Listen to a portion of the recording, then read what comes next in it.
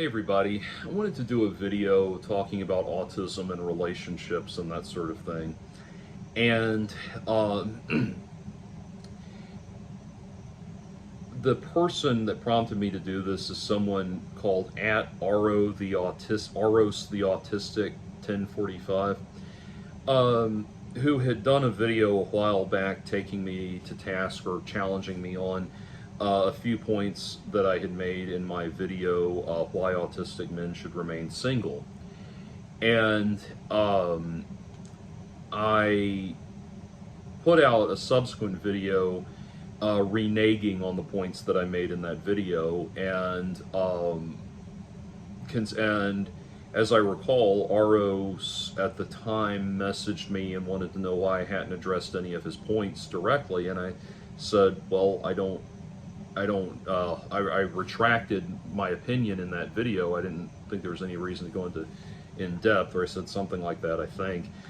But anyway, I get this response a day ago from Aros the Autistic, who says, I'm very sad that you have ignored me. I sometimes look up to you as a role model and I need your advice. Okay, I'm going to give you some important advice right now. Don't approach people in this way, where what you're doing there smacks of nice guy behavior. I think the man's name is Robert Glover, I believe, who wrote the book No More Mr. Nice Guy. And he said something that so-called nice guys do, and this was, quote-unquote, nice guys do, and this was helpful to me to realize as well, is that they will create covert contracts where they interact with you in such a way that them interacting with you in a way means that you are obligated to interact back with them in a way, basically. And I'm not saying this to upset you or insult you or cut you down, just to be aware of the fact that the way you spoke to me, I'm very sad that you have ignored me.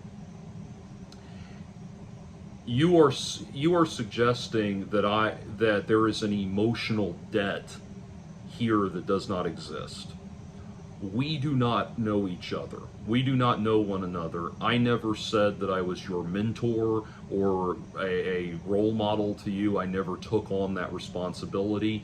I appreciate that you like my videos, but I never said that I was someone that was going to mentor you or give advice to you or anything like that.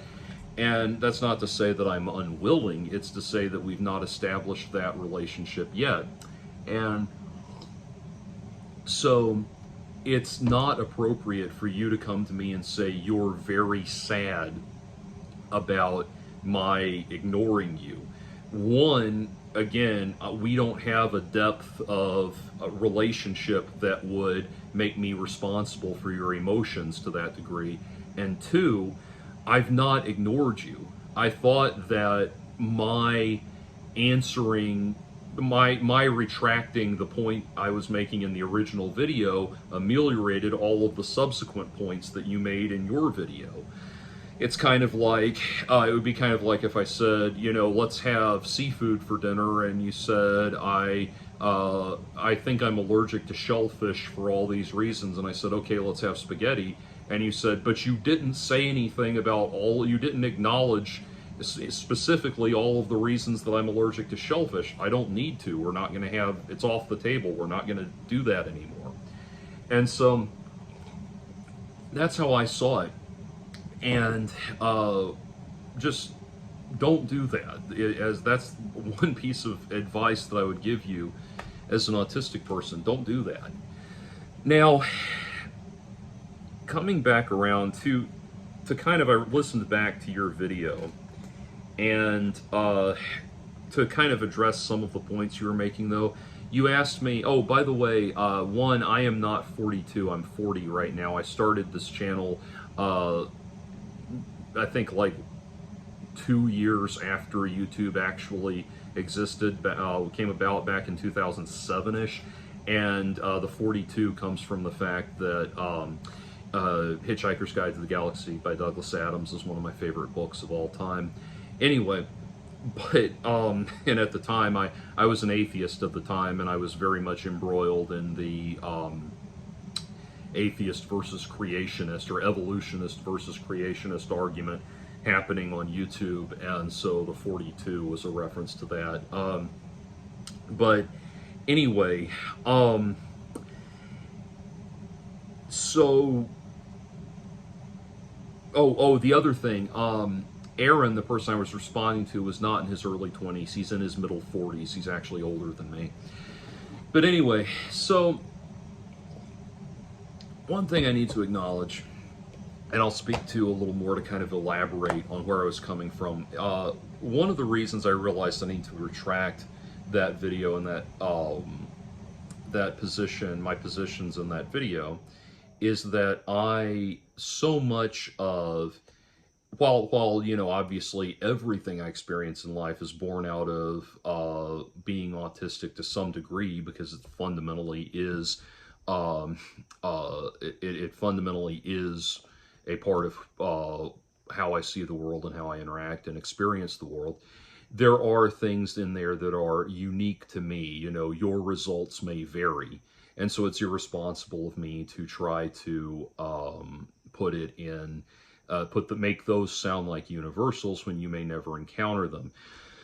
A lot of my relationship difficulties have been born out of things like, for example, getting in relationships ultimately just to demonstrate to myself and everyone else that I could do it, that I could have relationships. And so, you know, it's things like, I've mentioned in the past a girl I dated in high school when I started my second high school, that there was a girl I dated, that I got involved with, that it turned out that she was only dating me because her father was making her date me, because the guy she actually wanted to date was being her father was making the guy she actually wanted to date go through a like gentleman's manners course, like this course on some sort of paid course on how to, you know, eat properly and be a gentleman and converse with women properly and all this sort of very highbrow sort of stuff. And he was making her date me as motivation to that guy. So my first proper high school girlfriend, my first and only proper high school girlfriend, was it was just really just me being the second string drummer in the movie Whiplash, that kind of thing. But I was just there she was just being made to go out with me for that guy. Well, one of the underlying reasons that I got myself in that bad situation was that I was pursuing that with the single-minded focus of proving to myself and everyone else that I actually could attract a girl and could attract a girl and have a girlfriend. And you know, I was surrounded by people who were just going on and on and on about how good looking I was and everything. And you know, I remember like when we moved, and I right before I started that school, we reconnected with some old family friends that hadn't seen me since I was like, you know, maybe 9 or 10, I think. And the wife of the husband and wife of the pair said, "Well, are the girls just beating down your door?" And I said, "No." Yeah, at that point I was so tired of being asked questions like that, because to you know, pretty much everyone I'd ever known my age and my dating pool up to that point, the idea that I would even be attractive to women was, you know, just preposterously absurd. But yet the adults seemed to think that I had something to offer.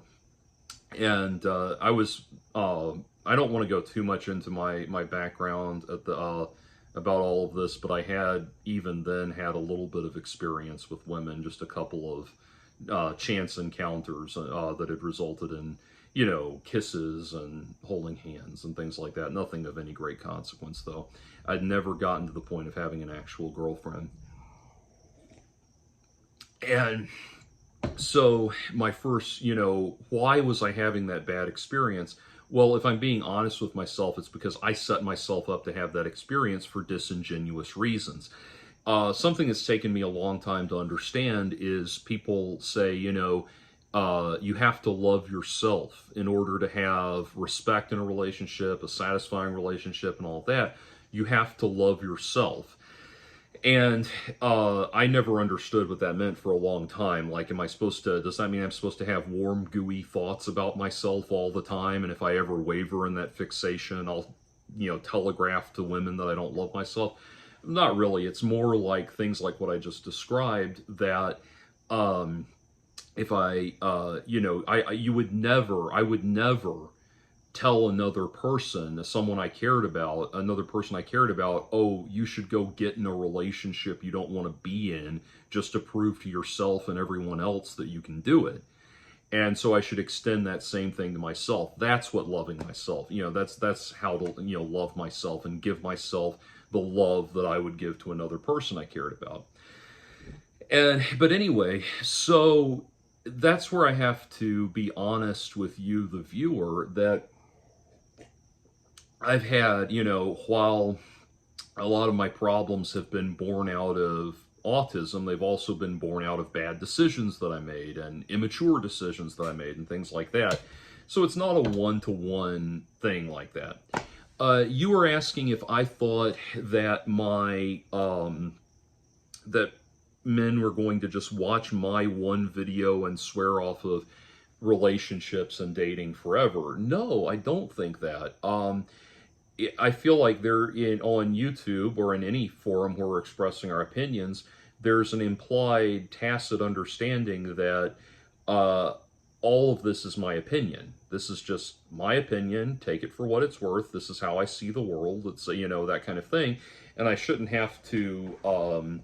I shouldn't have to make present a reminder of that, a disclaimer of that every time I make a declaration about how I feel about something.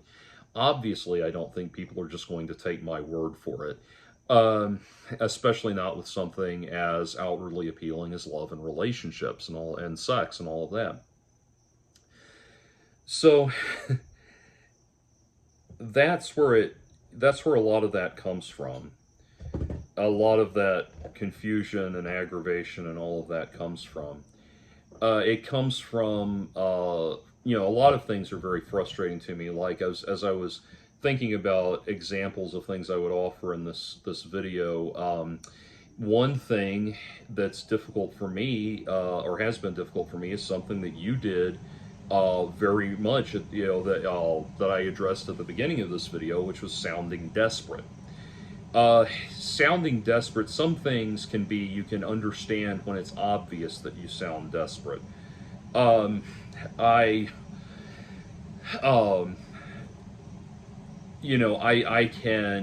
can understand to a certain extent certain things in relationships that people do that sound desperate and come off as desperate and clingy and needy. Like, for example, there was a girl I was in my 20s at this point, and I had a night job that this was when I was working as a dispatch officer for the police, and there was this girl that I had been on one date with, and I was texting with her while I was on my dinner break, and I stopped responding to her for about 2 minutes so that I could drive from where I was having dinner back to the station and get back to my monitor, my console, and get set back up to start taking emergency calls. And in the 2 minutes that it took me to get back, I pulled out my phone and it was blown up with, "Oh my God, why did you go quiet? Are you upset with me? I'm so sorry. What did I say something wrong? Hello?" Okay, you need to be able to go more than 2 minutes no contact before you start freaking out and worrying like that. You need to have enough emotional stability to give it some time. Like if you suddenly don't hear from me for a couple of days, you might want to see first ask if everything's okay if I'm okay, if everything's okay, then ask if you did something wrong, when that kind of thing. So I understand that sounds desperate, that sounds needy and clingy and all of that sort of thing, and it's off-putting to me as it is to everybody else. Then there's a point at which it just sounds there's a point at which the whole thing about sounding needy and sounding desperate becomes maddening, where it's like people say, you sound desperate, and girls can sense that. They can sense when you're desperate. And it's just the most bizarre, ridiculous thing. But it's like I was talking to a friend of mine one time. I said, okay, so on this sounding desperate thing, let's say, and this is something that's happened, let's say that I meet an attractive woman or a woman I'm attracted to in the bookstore, and we start, maybe we start out talking about a book, and then that blossoms into a conversation that goes for 15 or 20 minutes or something, and I say, well, hey, I need to get out of here, but this was good. Do you want to get lunch sometime? And my friend said, yeah, that sounded desperate. After a point, it's like, good God. Like, this is where I get aggravated and I get frustrated with the whole enterprise. I have to sound, I have to like time everything perfectly and contour the tone of my voice and my speech pattern a certain way, and say, suggest something, suggest a meetup activity that is not too casual but not too formal, and lunch might have been too casual, coffee might have been okay, but I shouldn't say drinks, because that implies alcohol, which means you're going to get them drunk and take them home, try to have sex with them or something. Like, everything is this constant game of, or this constant coded language, and it's like, after a point it becomes, my God, do people just talk to each other and enjoy talking to each other and hit it off and start spending time together after that? If you go on YouTube, there are videos, how to approach women without sounding desperate, how to ask for a date without sounding desperate, how to confirm a date without sounding desperate, how to follow up on a date without sounding desperate, how to ask for a second date without sounding desperate, on and on and on. And that's where I get aggravated with the human race. It's like, look, I don't need to play your weird little game where you convey to people that you're interested while also conveying that you're not interested, and everything is this constant, just aneurysm-inducing aggravation of trying to speak in this weird coded language. My God, it's just, that sort of thing. My aggravation and frustration with things like that informs why I see the world the way I do.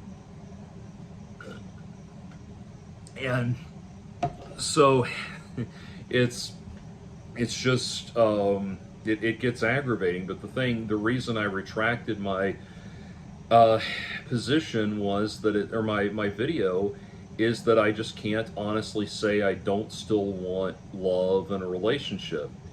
I know this is going to sound probably weird and fucked up to a lot of people, but another thing that I was wrestling with when I made that video was that I was really, really wondering if I had a moral right to have love and be in a relationship, and I was wondering if maybe women were put off by me because I want love and affection in a relationship, and maybe the fact that I want love and intimacy and affection and all of that, maybe that's part of that sounding needy and weak and desperate and all of that stuff. Maybe that's part of it, that I haven't been cold and stoic enough, and I'm not capable of being that.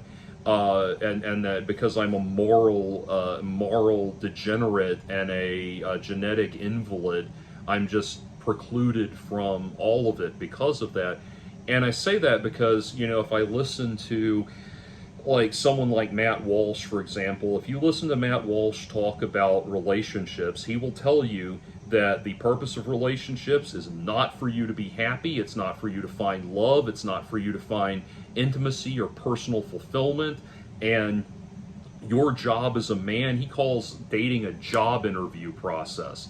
And you are to go out there and interview women for the position with the single-minded focus of finding out whether or not they will make good mothers for a good mother for your children. And as soon as you find a woman that will make a good mother for your children, to use his words, you lock that down. You end the search. You've won the game. You end the search. You lock that down. And then you don't exhibit. Not only should you not go into your relationship experiencing emotional intimacy with your partner, or emotional openness or vulnerability to your partner, he says that if you show that to a woman, she will immediately lose respect for you and leave you, to such a degree that, he talked about the episode of Bluey, The Sign, that had adults crying when they watched it. And he said, if your wife sees you crying, as a man crying at an episode of Bluey, she will not want anything to do with you. She will lose respect for you and leave you and see you as a pathetic loser and all that.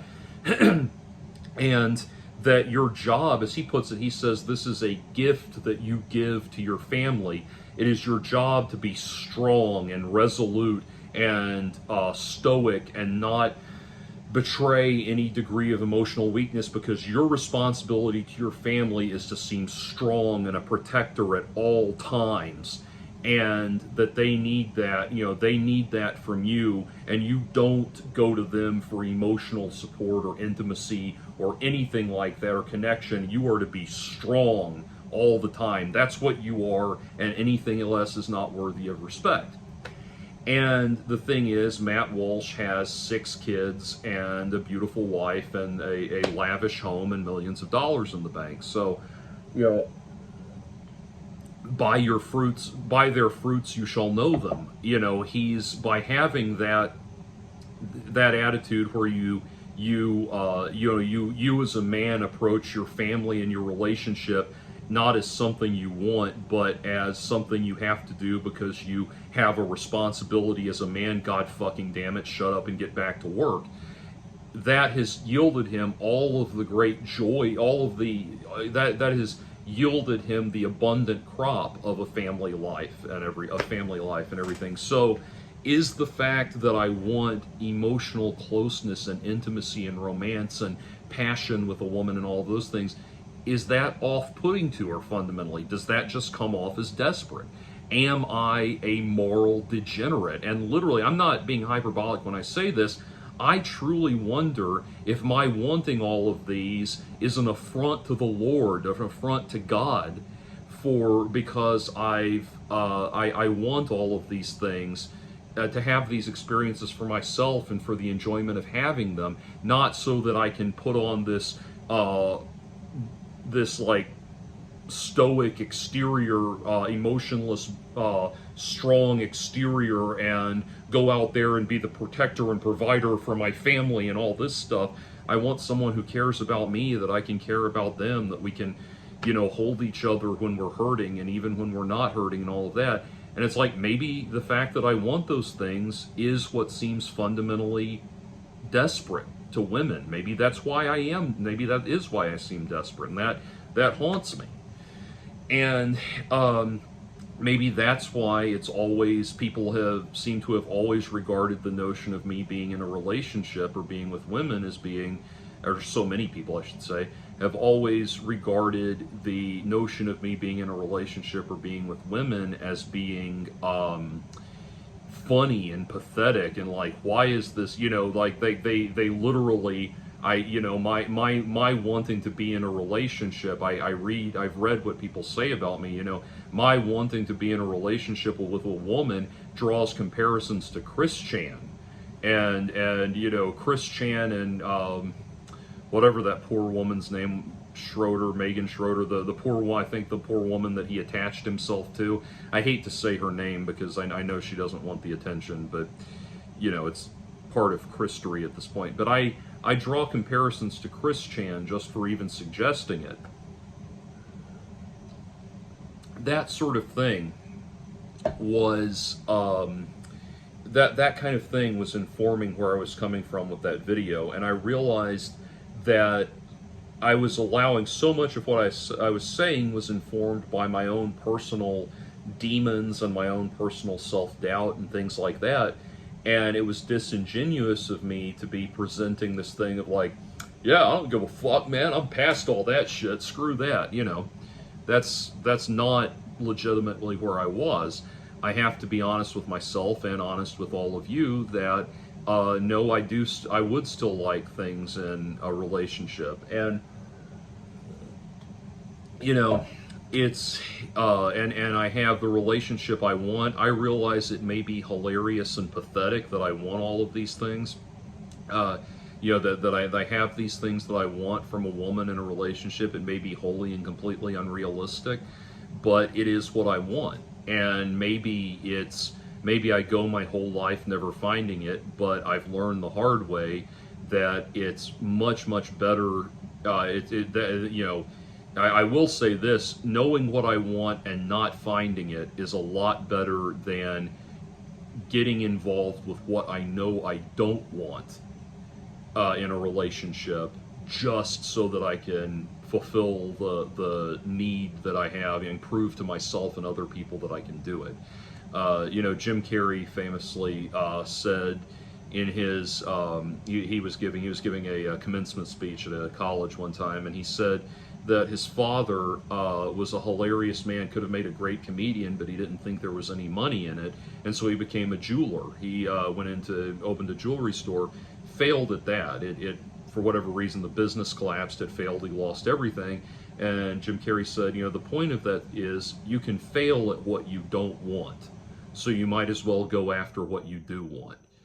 And I realized that's very true, and it's true in relationships as well. I would rather fail at ever finding what I want than I would getting in a situation where I either giving up altogether or getting in a situation where I'm not getting what I want. So that's where I'm at. And Aros, if you need anything else from me in the future, hopefully that answers your question. If you need anything else from me in the future, please be so kind as to please be so kind as to approach me in a cordial manner that reflects the fact that we do not actually know each other and we are not actually emotionally indebted to one another. Don't just come to me and try to guilt me into doing something because you view me as a role model and all of that stuff. Don't do the nice guy covert contracts thing. Just be direct with me, tell me your question, tell me what you want, and respect the fact that I may not get back to you right away because I have, frankly, a lot of things in my life that are a lot more important than that, but I will try to get back to it when I can. All right, thank you.